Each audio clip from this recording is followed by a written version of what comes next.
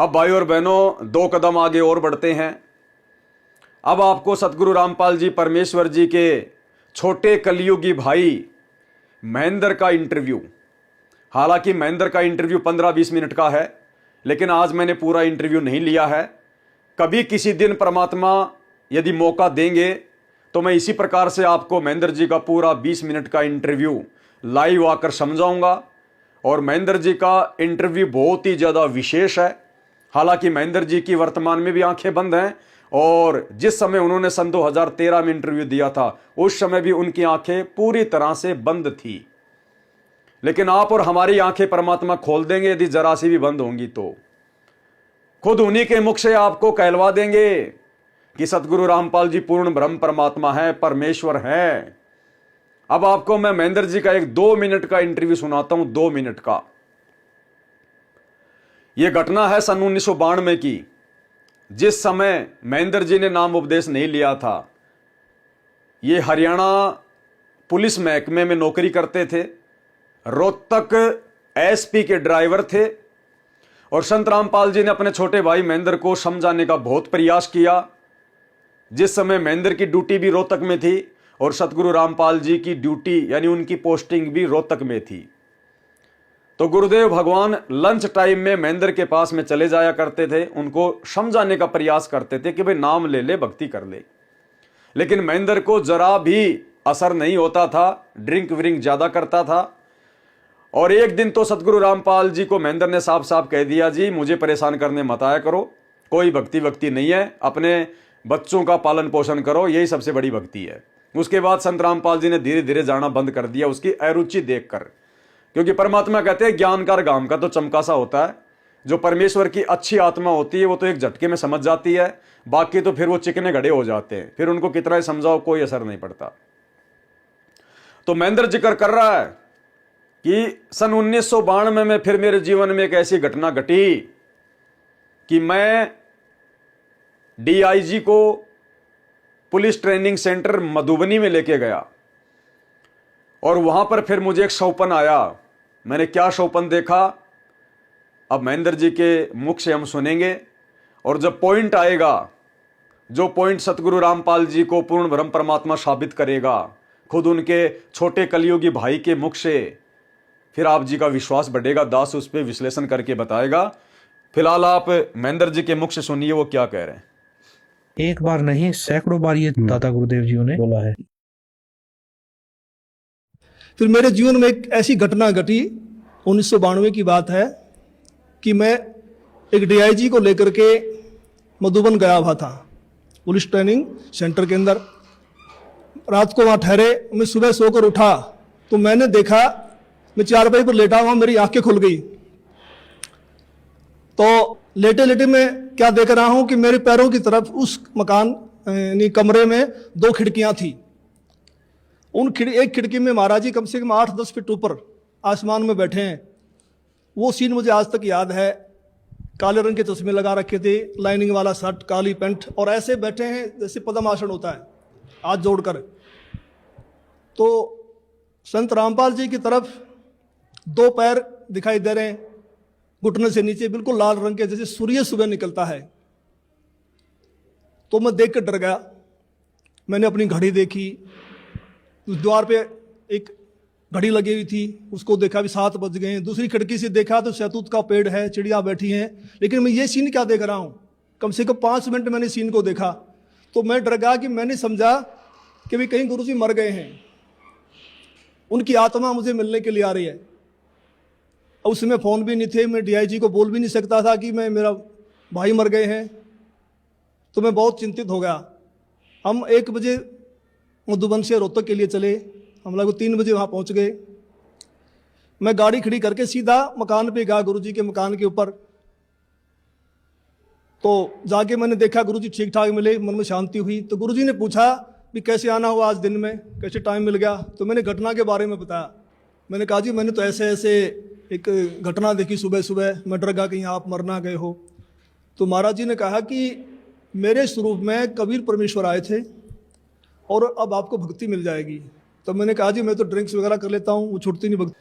पहला पॉइंट भाई और बहनों, सतगुरु रामपाल जी सन 1992 तक, क्योंकि घटना है सन 1992 की, जिस समय सतगुरु रामपाल जी को ना तो आदरणीय राम देवानंद जी की तरफ से कोई सत्संग करने का आदेश था और ना ही कोई नाम दीक्षा देने का आदेश था। सन 1992 में संत रामपाल जी एक आम भगत की तरह भगत बनकर अपनी भक्ति कर रहे थे।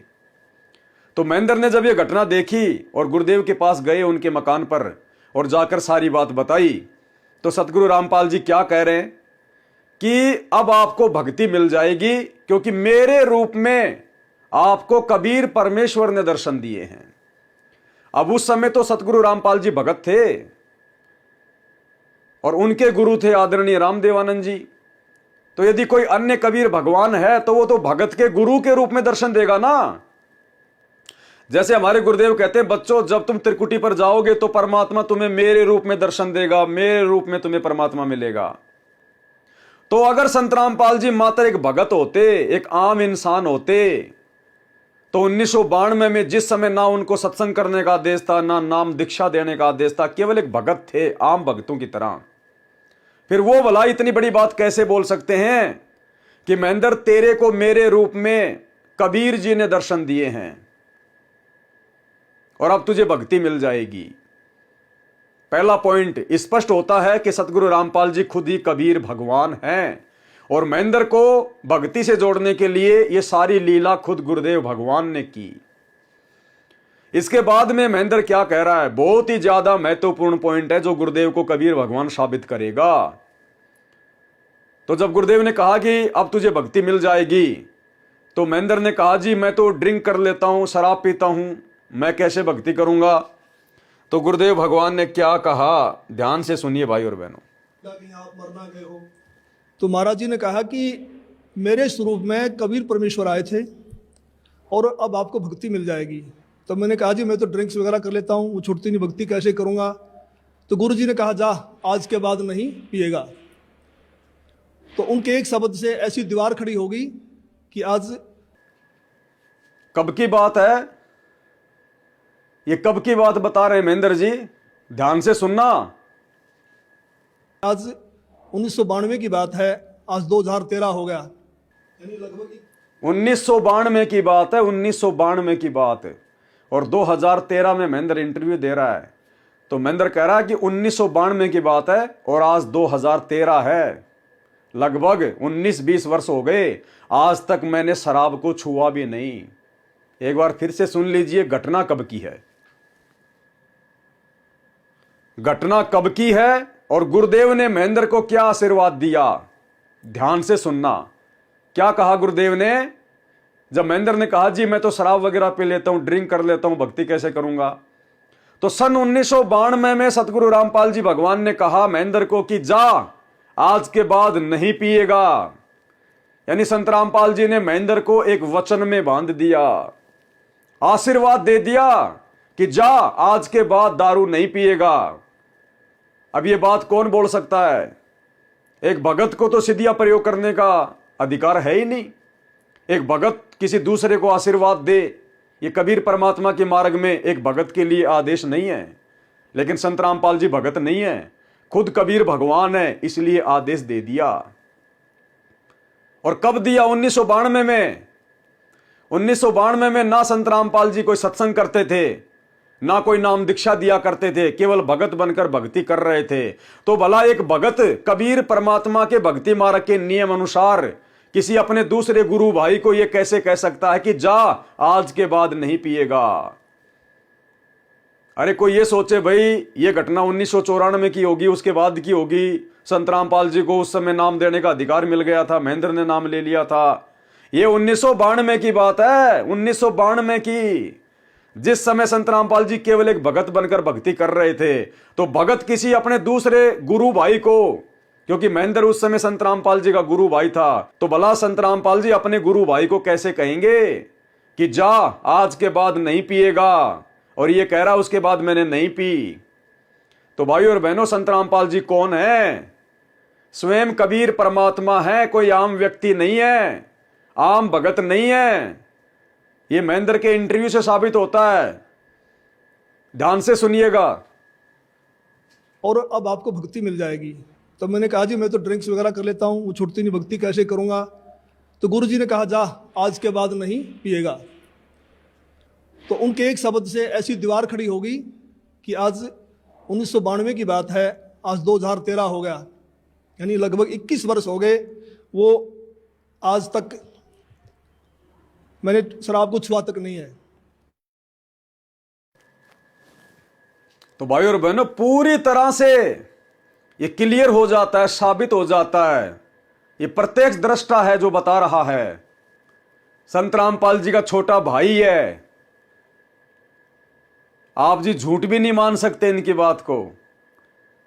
और 1992 की घटना, और संत रामपाल जी ने इसको आशीर्वाद दिया कि जा आज के बाद नहीं पिएगा, अन्यथा ये भक्ति करने योग्य प्राणी नहीं था। ये इसको तो जबरदस्ती परमात्मा ने भक्ति पे लगा रखा है। अब आपको इसी महेंद्र का उसी 20 मिनट के इंटरव्यू का एक छोटा सा पार्ट 2-2.5 मिनट का और सुनाते हैं, और आपको बिल्कुल क्लियर हो जाएगा कि ना तो महेंद्र ने पहले संत रामपाल जी को समझा था जब इनके साथ में रहा करता था, और ना वर्तमान 2024 तक समझ पाया है कि ये मेरा भाई नहीं बल्कि ये भगवान है, भगवान। और क्या जिक्र कर रहा है महेंद्र, एक घटना का जिक्र कर रहा है, ध्यान से सुनिएगा। करनाल के अंदर एक भगत के घर गए हुए थे, और सतगुरु जी ने 3.5 घंटे के लगभग सत्संग किया। जब चलने लगे तो एक औरत ने, जो काफ़ी बुजुर्ग थी, कुछ 65 साल के करीब उनकी उम्र रही होगी, उन्होंने कहा कि जी मैं आपसे कुछ बात करना चाहती हूँ। तो गुरुजी ने कहा ठीक है पूछो। तो उसने कहा जी आपने जैसे सत्संग समाप्त किया तो आपके ऊपर से कमल के फूल पर बैठा हुआ सफेद परमात्मा निकल के गया है, मानव सदर्श, और मैं कमल की पंखड़ी को बहुत दूर तक देखते रही ऐसे। तो संत रामपाल जी ने कहा फिर आपकी क्या सलाह है नाम लेने की। तो उसने कहा मैंने तो गुरु बनाया हुआ राधा स्वामी व्यास से, और मैं तो मंदिरों में भी जाती हूँ, देवताओं की पूजा भी करती हूँ। तो महाराज जी ने कहा देखो उनके फूटे भाग। घटना का जिक्र क्या किया महेंद्र ने कि गुरुदेव करनाल में सत्संग कर रहे थे, मैं भी उस समय साथ में था, और एक अजीबो गरीब घटना घटी। सत्संग करने के बाद एक बुढ़िया ने गुरुदेव से कहा कि जी मैं आपसे कुछ पूछना चाहती हूं। तो गुरुदेव ने कहा पूछो। उस बुढ़िया ने कहा कि जैसे ही आपने सत्संग समापन किया, आपके ऊपर से कमल के फूल पर बैठा हुआ एक सफेद परमात्मा निकला, और मैंने काफी ऊपर तक उनको जाते हुए देखा। गुरुदेव भगवान ने लीला की, उस बुढ़िया को दिखाया, आप और हमारे लिए इन वीडियोज के माध्यम से विश्वास बढ़ाने के लिए, और महेंद्र के बुद्धि विवेक को समझने के लिए, ताकि आम संगत को इस बात का पता चले कि संत रामपाल जी के साथ में रहने वाला उनका छोटा भाई महेंद्र उनको कितना जान पाया है। ऐसी ऐसी घटनाएं गुरुदेव ने प्रत्यक्ष दिखाई, जो कि उन घटनाओं का प्रत्यक्ष दृष्टा है उसके बावजूद भी। तो गुरुदेव ने कहा कि फिर आपकी क्या सलाह है, अब तो आपको विश्वास हो जाना चाहिए, अब तो नाम दीक्षा ले लो। उसने कहा कि नहीं नहीं जी, नाम तो मैंने राधा स्वामी वालों का ले रखा है। तो गुरुदेव ने कहा कि फूटे इनके भाग, परमात्मा इनको प्रत्यक्ष दिखा रहा है, फिर भी नाम दीक्षा नहीं ले रहे। बुढ़िया तो चली गई। उसके बाद में महेंद्र ने सतगुरु रामपाल जी परमेश्वर जी से सवाल किया, क्योंकि महेंद्र को शंका हो गई। और महेंद्र ने कहा जी एक बात बताइए आप, जो व्यक्ति परमात्मा के लिए भटक रहा है, जो परमात्मा की प्राप्ति करना चाहता है, उसको तो परमात्मा दर्शन नहीं दे रहा, और जो परमात्मा से उपदेश लेना नहीं चाह रहे, परमात्मा उनको प्रत्यक्ष चमत्कार दिखा रहा है, ये क्या। तो सतगुरु रामपाल जी परमेश्वर जी ने कहा कि ये तेरे बुद्धि स्तर से बाहर की बात है महेंद्र, अभी तू इस बात को समझ नहीं पाएगा, ये तेरे बुद्धि स्तर से बाहर की बात है। लेकिन महेंद्र ने कहा कि नहीं नहीं जी, दया करो दया करो दया करो, क्योंकि इनकी तो आदत है एक बार गुरु के मना करने के बाद में गुरु जी के पीछे पड़ जाना, इनकी तो पुरानी आदत है। जैसे पिछले वीडियो में आपने देखा मनोज के इंटरव्यू में कि अपनी भाभी के कहने पर अपने बड़े भाई संत रामपाल जी को शिक्षा देने के लिए निकल पड़ा, उनसे उपदेश लेने के बावजूद भी।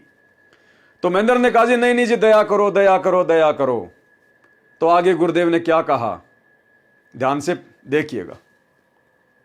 और मैं तो मंदिरों में भी जाती हूँ, देवताओं की पूजा भी करती हूँ। तो महाराज जी ने कहा देखो उनके फूटे भाग, ये सच्चाई को देखकर भी नहीं मान रही है। तो फिर हम चल पड़े। उस समय गुरु जी के पास सुमो गाड़ी होती थी, हम दिल्ली साइड में जा रहे थे। मैंने महाराज जी से प्रश्न किया कि महाराज जी, परमात्मा का भी अजीब खेल है, जो ढूंढ रहे हैं उनको दर्शन नहीं दे रहे, और जिनको दर्शन दे दिए, जो इनको प्रकट होके बता गए, वे इसको मान नहीं रहे कि परमात्मा की क्या लीला है। तो महाराज जी ने कहा ये बुद्धि से परे का विषय है और इसको आप नहीं समझ पाएंगे। फिर मैंने कहा जी, गुरुदेव ने क्या कहा महेंद्र को कि भाई ये बुद्धि से परे का विषय है, आप इसको नहीं समझ पाएंगे, ये बुद्धि से परे का विषय है, आप इसको नहीं समझ पाएंगे। क्यों कही परमात्मा ने इतनी बड़ी बात अपने छोटे भाई महेंद्र को? क्योंकि भाई और बहनों, महेंद्र में अगर जरा भी बुद्धि विवेक होता तो ये इस प्रकार का बचकाना सवाल ही ना करता। अगर ये संत रामपाल जी को परमात्मा मान चुका होता, उन तमाम घटनाओं को देखने के बाद जो दादा गुरु जी के साथ में घटित हुई, क्या मनोज ने अपने चाचा को नहीं बताया होगा? अरे मनोज और महेंद्र दोनों जो है वो गुरु भाई हैं। संत रामपाल जी ने महेंद्र को भी अपने मुंह बोले गुरु जी से नाम दिलवा रखा था और अपने दोनों बेटों को भी नाम दिलवा रखा था। महेंद्र भी सत्संग सुनने के लिए दादा गुरु के पास जाता था, संत रामपाल जी का परिवार भी जाता था। तो क्या कभी इस मनोज ने अपने चाचा महेंद्र को जो सारी बातें उसने अपने इंटरव्यू में बताई हैं, क्या महेंद्र को कभी जिक्र नहीं किया होगा? क्या महेंद्र को कभी बताया नहीं होगा? सब कुछ बताया होगा। लेकिन फिर भी महेंद्र ने संत रामपाल जी को अपने भाई से बढ़कर कुछ नहीं माना। इसलिए गुरुदेव भगवान ने कहा कि भैया तेरे बुद्धि विवेक से बाहर की बात है, ये बुद्धि के विषय से बाहर की बात है, आप नहीं समझ पाओगे। क्यों? क्योंकि महेंद्र ने क्या कहा, शब्द को ध्यान में रखना भाई और बहनों।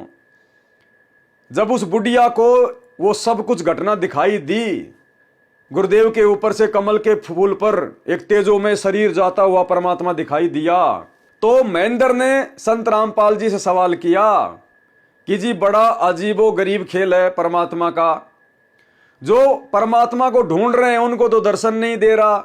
यानी महेंद्र कहना चाह रहा था कि मेरे जैसे जो परमात्मा को ढूंढ रहे हैं, जो भक्ति कर रहे हैं परमात्मा के लिए, कबीर जी के लिए, उनको तो कबीर जी दर्शन नहीं दे रहे, और जिनको दर्शन दे दिए, जैसे उस बुढ़िया को दे दिए दर्शन साक्षात प्रकट होकर, वो मान नहीं रही।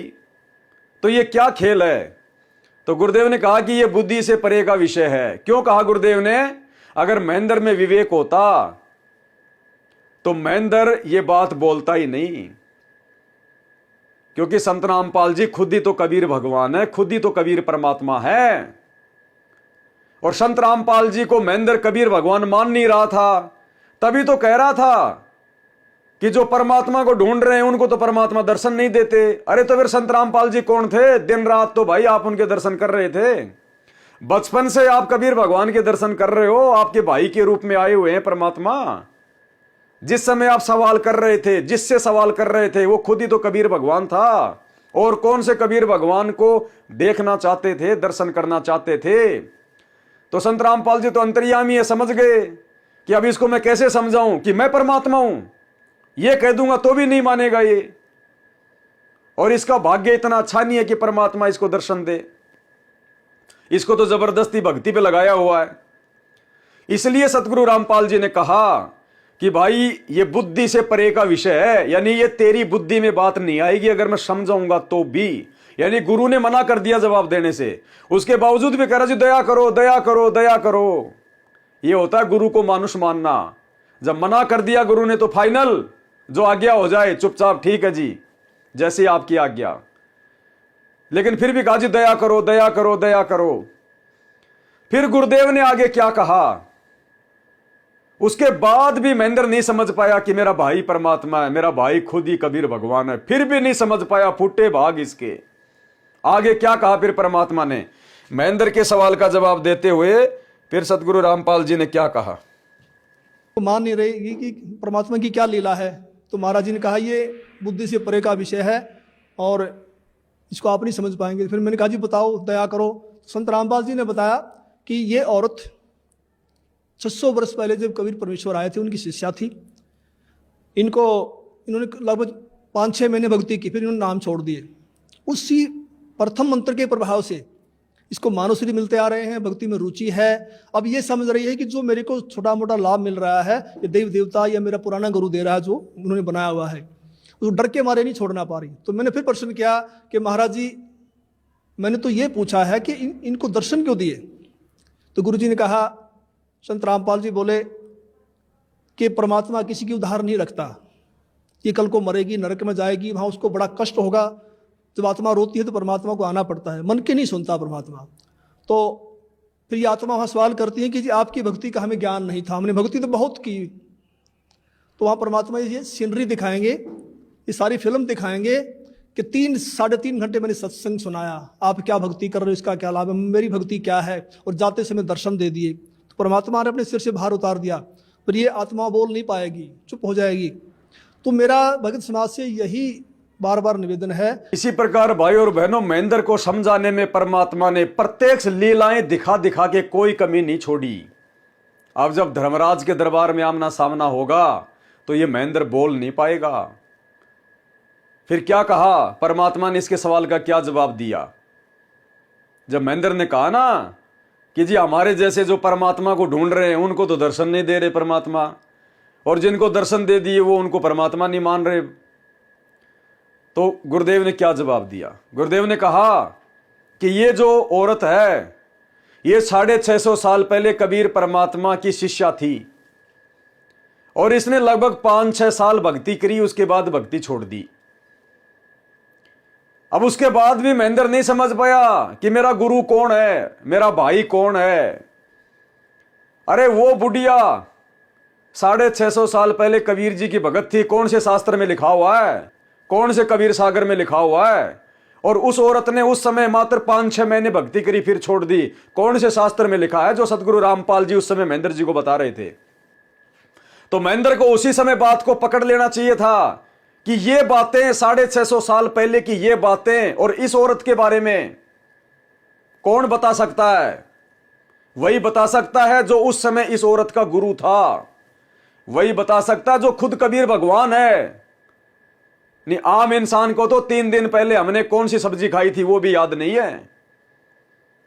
उसके बाद भी महेंद्र बात को नहीं पकड़ पाया। इसीलिए गुरुदेव ने महेंद्र को पहले कह दिया था कि महेंद्र ये बुद्धि से परे का विषय है, तुम नहीं समझ पाओगे। उसके बाद भी महेंद्र ने बोले जी दया करो दया करो।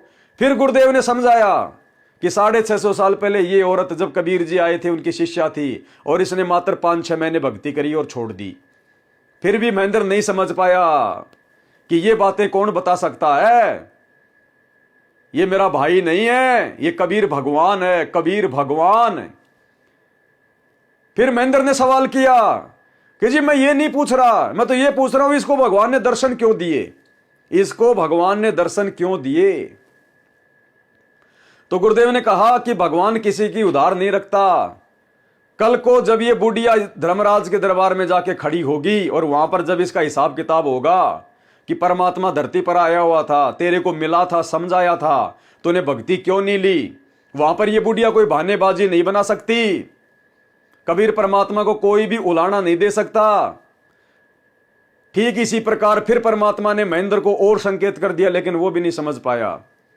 उस बुढ़िया के माध्यम से महेंद्र के सवाल का जवाब देते हुए गुरुदेव ने महेंद्र को भी समझा दिया कि नालायक, इसी प्रकार तू मुझे परमात्मा के रूप में ना देखकर, अपने गुरु को भगवान के रूप में ना देखकर और किसी और में परमात्मा को ढूंढने का जो प्रयास कर रहा है ना, कल को तू भी धर्मराज के दरबार में जाएगा और तेरे को भी इसी प्रकार से ये पूरी सीनरी दिखा दी जाएगी।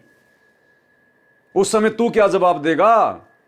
धर्मराज कहेगा, देख ये घटना याद है ना, तेरी आंखों के सामने संत रामपाल जी क्या कह रहे थे उस औरत के विषय में कि 650 साल पहले कबीर जी आई थी, उनकी शिष्या थी और इसने 5-6 महीने भक्ति की थी।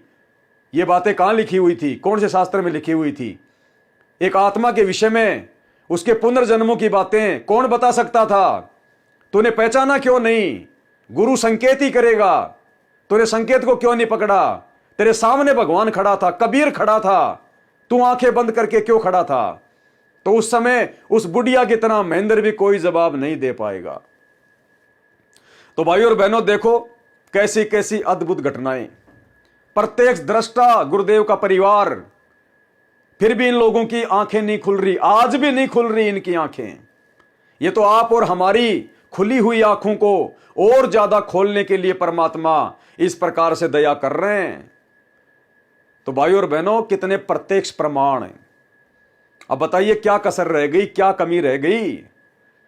अब और क्या हनुमान जी की तरह संत रामपाल जी सीना फाड़ के थोड़ा ना दिखाएंगे इतना ज्ञान देने के बाद कि भाई मैं कबीर भगवान हूं, मैं कबीर परमात्मा हूं। फिर धिक्कार है हमारा मनुष्य जन्म प्राप्त करने का, सच्चे सतगुरु की शरण प्राप्त करके अनमोल तत्व ज्ञान लेने का। अरे हमने तो उनके सत्संगों को आधार बना के ही समझ जाना चाहिए था। उसके बावजूद भी परमात्मा दया कर रहे हैं, ऐसे ऐसे प्रत्यक्ष दृष्टा हमारे सामने लाके खड़े कर रहे हैं। इस महेंद्र का इंटरव्यू टोटल 20 मिनट का है, बहुत सारे संकेत है, बहुत सारे। ये धरती पर काल का दूत है, काल का दूत, विशेष काल का एजेंट है ये। इसने खुद अपने मुंह से बोला है इसके इंटरव्यू में, लेकिन वो संकेत में है। दास गुरुदेव के आशीर्वाद से आप लोगों को समझाएगा फिर कभी जब समय मिलेगा। तो भाइयों और बहनों, ये तमाम घटनाएं आपने देख ली हैं। दुनिया को विश्वास हो ना हो, गुरुदेव के कलयुगी परिवार को हो ना हो, आप और हमें जिन आत्माओं को वास्तव में सतलोक जाना है, जो अपने आत्म कल्याण के लिए हर प्रकार से समर्पित होकर भक्ति कर रही हैं, भाइयों और बहनों, हमारे अंदर शक और संदेह की कोई गुंजाइश नहीं होनी चाहिए कि हमारे गुरुदेव परमात्मा नहीं होंगे या संत रामपाल जी खुद ही कबीर जी नहीं है। अगर अब भी मन में जरा सा भी कोई दोष रह गया तो 650 साल पहले वाली बन जाएगी, 650 साल पहले वाली। तो ये गलती करने से हमने बचना है।